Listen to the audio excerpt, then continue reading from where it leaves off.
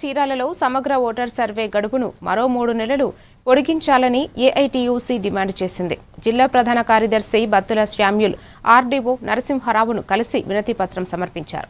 కేంద్ర రాష్ట్ర ప్రభుత్వాల నిర్ణయాల వల్ల పలువురు అర్హులు ఓటు హక్కు కోల్పోయే అవకాశం ఉందని ఆయన ఆందోళన వ్యక్తం చేశారు. ప్రతి అర్హుడికి ఓటు హక్కు కల్పించేలా సర్వేను సమగ్రంగా నిర్వహించి గడువును పొడిగించాలని కోరారు. భారత కమ్యూనిస్ట్ పార్టీ ఆధ్వర్యంలో ఏదైతే ప్రభుత్వం ఎస్ఐఆర్ పేరుతోటి ఓటర్ల సమగ్ర నివేదిక పరిశీలన చేసి ఇవ్వాలనే ఒక నిబంధన ఉందో ఆ నిబంధన ఆ యొక్క తుది గడువు 14 తోటి ముగిస్తూ ఉంది. జాప్యం జరుగుతూ ఉంది.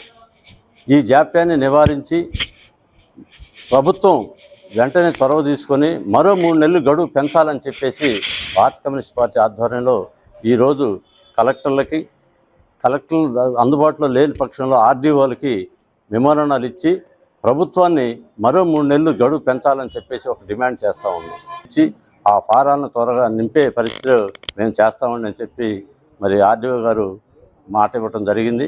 కాబట్టి ఈ ప్రభుత్వం కూడా ఇతర చోట్ల జరిగేటటువంటి పరిస్థితిని కూడా పరిశీలించి గ్యాప్ ఏదైతే ఇంకా ఓటర్లు స్పందించి ఆ యొక్క ఓటర్లు నమోదు కాకుండా ఉన్నటువంటి వాళ్ళు ఎవరి కోసం అయితే ఉందో వాళ్ళకి కోసం మరో 3 నెలలు గడువు పొడిగించాలని చెప్పేసి మేము